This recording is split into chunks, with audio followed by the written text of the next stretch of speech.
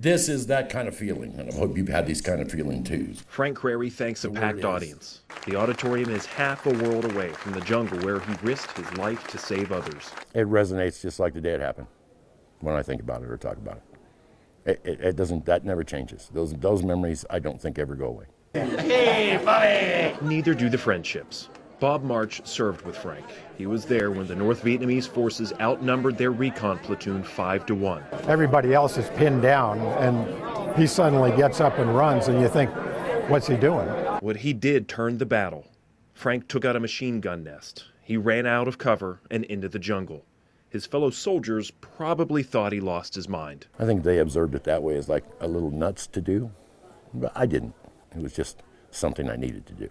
It was his job. It was never about awards or honors for Private First Class Frank Crary.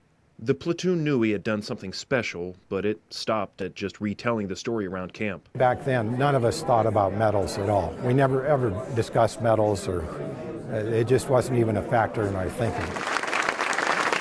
It didn't sink in until decades later. Just 5 years ago, Bob nominated Frank's crazy yet courageous actions for a Silver Star. That wasn't good enough.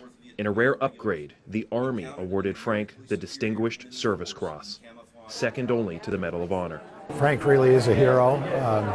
A lot of the people that were there that day are heroes in their own right. They didn't do things as dramatic as Frank, but there was very dramatic events that occurred. Heavy machine gun fire, grenades, mortars were all dropped. Many lost their lives that day.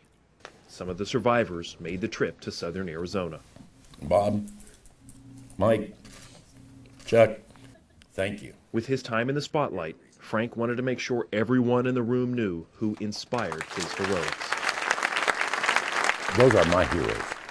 That's how I look at that. I've known them gentlemen obviously a long time, and those are why I did what I did. At Fort Huachuca, Craig Reck, Fox 11 News.